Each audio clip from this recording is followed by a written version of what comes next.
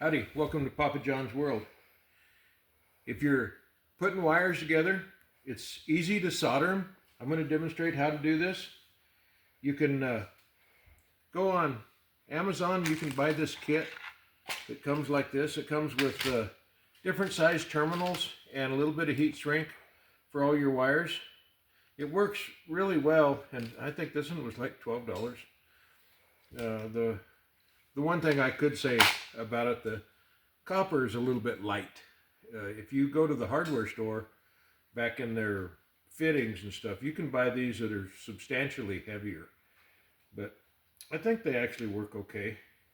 So if you want to solder your own, make your own wires, and you could even make battery wires if you wanted to for bigger batteries, or if you're running DC to DC charge circuits, that's the way to do it.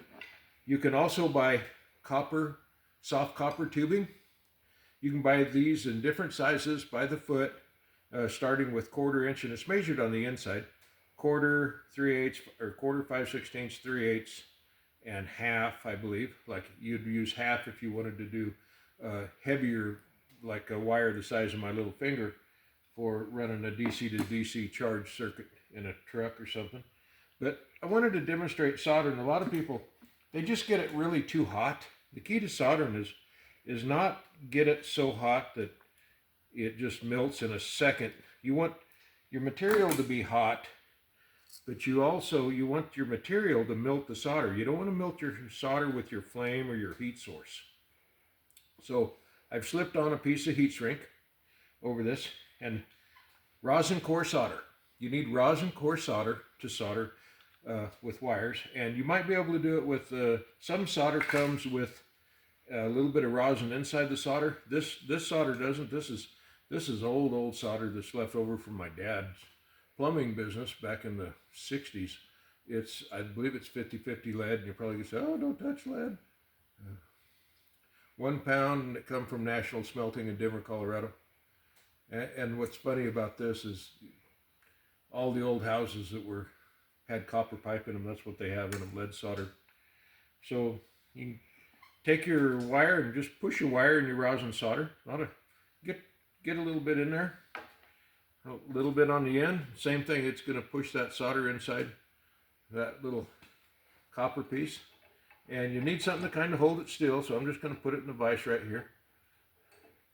And there's 2 ways to do that. You can use the trusty old solder gun, and these are big and expensive. This one was my dad's, so this was from the 70s. Everything I have is ancient.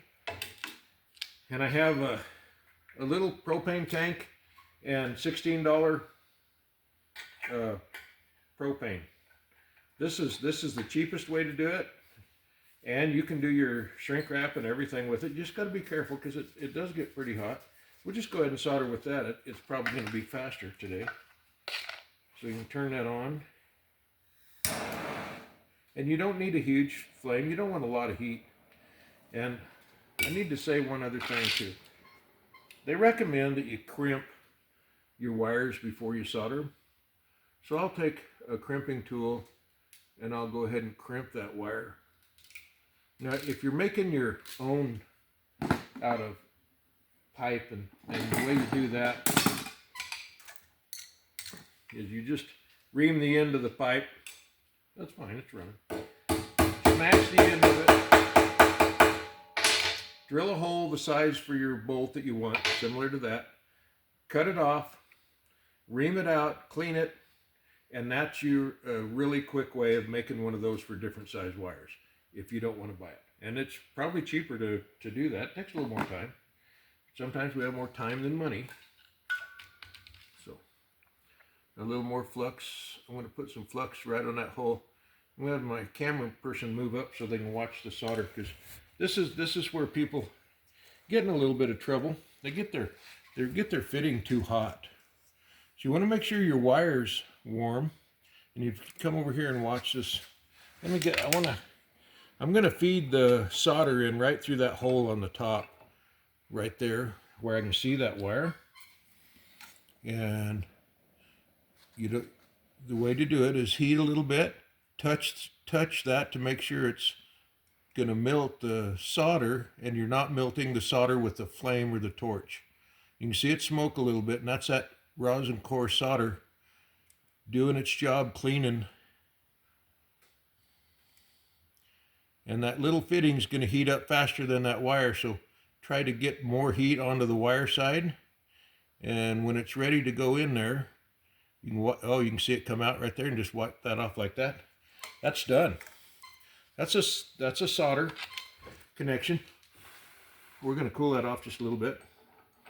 And after I do that, this is just this didn't have a purpose. It was just to show you guys.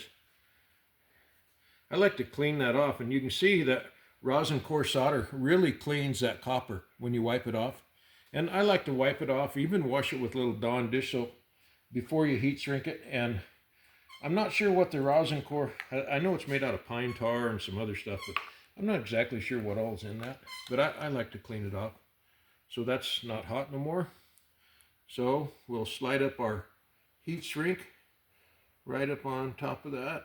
And you can do that with the heat shrink with a heat gun, but I don't believe a heat gun gets hot enough for solder. You'd probably melt your wire, everything else. But we'll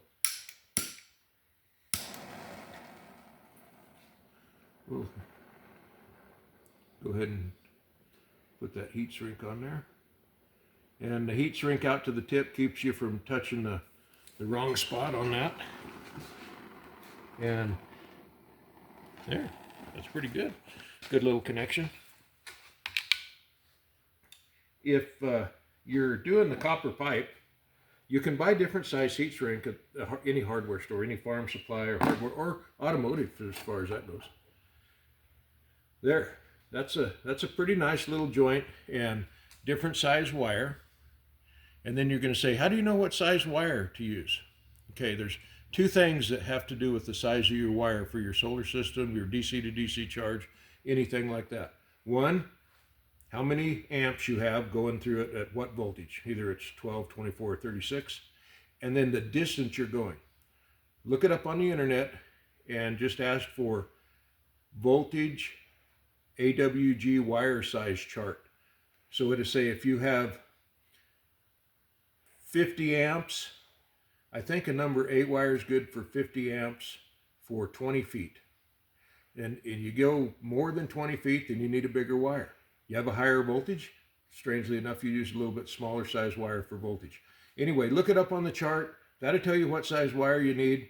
Make your own wires. Good luck. Don't forget to put a fuse in. Anytime you take off of a battery or anywhere you go, you should put in a fuse. Even if it's a hot wire coming to the battery, because when something else happens, if you're not hooked up, that hot is going backwards the other way. So you still should put a fuse close to the battery. That way, no matter which direction the power is going, it can pop the fuse instead of burn the wire up. Okay, good luck. Have fun. Thanks a lot for watching. Subscribe. Share my channel with other people that might enjoy it. If you have some questions, post them and I'll get back to you. Have a great day.